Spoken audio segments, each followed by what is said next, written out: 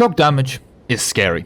In fact, most problems in life can be attributed to taking too much shock damage, and hence can be resolved by getting a 100% shock damage reduction. Invading Mongol hordes, shock damage received. Ottomans at the gates of Constantinople, shock damage received. France, shock damage received. Truly, the ability to just say no when receiving shock damage is a pretty underrated one, and it's going to make anyone running a cavalry, or just any generic shock build, regret their choices. And if they're not doing that, well, at least the soldiers get to take a break during half the battle. Now, disclaimers. Can you completely prevent shock damage? No. It is capped at minus 90%, and hence while that does make it easier for me to stack, since I need to get it to minus 90% instead of minus 100, you can't fully prevent shock damage. But 90% reduction is enough to pretty much shut down the shock phase, if I do say so myself. Okay, this is going to get technical, so before we begin, let's get some Subway Surfers on screen. In fact, honestly, EU4 combat mechanics in general are quite dull, but let's throw in some parkour as well. I mean, screw it, this is a 11k channel. Let's go above and beyond. Chest splits, 1-minute videos, there we go. Now, make sure you behave, otherwise next time I'm going to be doing this, there's going to be a Family Guy Funny Moments compilation. Now, do I have at least a quarter of the screen left? Perfect. Explanation time. So, the first thing the game does when we enter combat is calculate something called base casualties dealt. Now, the game actually does a lot of other things while this is going on, but thankfully those other things don't matter for this example. After calculating this value for base casualties dealt, it needs to calculate two new values for casualties dealt, so how many troops we are going to be making meet their maker, and it also needs to calculate morale casualties dealt. What is interesting here is because the shock damage received applies to the casualties calculation and not to the morale damage dealt calculation, the morale damage our enemy deals to us is not actually affected by shock damage received. Now this is quite interesting because basically, even though we are functionally immortal in the shock phase, I guess our troops don't know that, so they're still going to be losing morale pretty much as normal. Which I guess makes sense. I mean, Mongol hordes, Ottomans, and even French people all tend to be pretty scary. So while you won't be taking any actual casualties, you will be taking morale casualties, so it's important to bear that in mind. Otherwise, yep, that's it. We don't need any more of those attention aids, so yeah, we can just get rid of those. But before we do get into the video proper, standard stuff, a like would be appreciated if you haven't already, and a subscription would be amazing.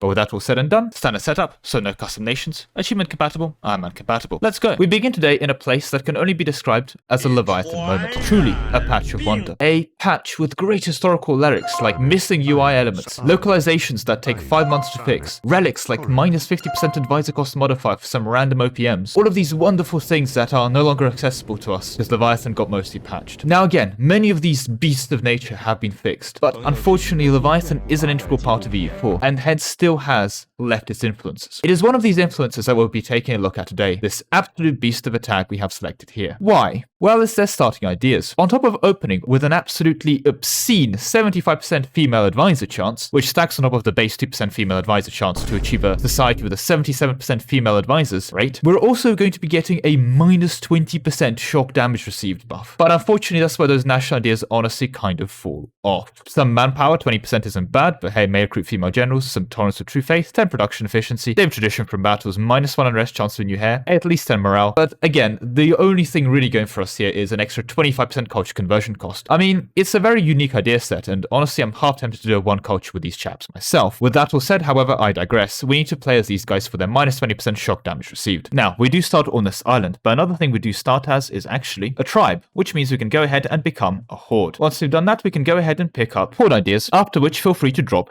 being a horde. And having done that, go ahead and combine your horde ideas with innovative ideas, which will allow you to go ahead and grab this policy here for 5% fire and more importantly 5% shock damage received. With that done, however, we need to go ahead and head on over to Spain in some kind of cruel reverse colonization play, which will allow you to go ahead and form, well, to the surprise absolutely no one, Spain. Make sure you don't take new traditions and ambitions, since that would kind of defeat the whole point of, starting in Australia. And with Spain formed, we will now have access to a minus 30% shock damage received on our tertiary regiments, which you can pick up from this mission here. This mission will unlock a reform, which you can then pass to get 15% of our army as tertios, and those tertios have minus 30% shock damage received. Sheer, which will give us access to this scholar here for minus 10 shock damage received. Ibadi will also work if you want to do that. But after that, we need to go ahead and grab our tercios and get full drill on them. With full drill, among other things, you'll be reducing the shock damage you receive by a further and final 25%. Now, the issue with this plan at the moment is that the second we enter a fight, for all of 3 seconds, we will take casualties and hence lose the full drill. So while our armies are drilling we can claim to have the minus 90% shock damage received. Now, I would personally be happy to call this a Modifier Stacking success, but if you're not, there is another way we can squeeze up to 20% more. Although I have to admit, for the second option here, we're starting to dance around the line of what I consider an exploit or non-exploit. Firstly, we can go ahead and get the minus 10% shock damage received general trait, Defensive Planner, on all of our generals. You can technically have your entire army run these all the time, it's just going to cost you a lot of mil. If you are actually doing this, I would recommend a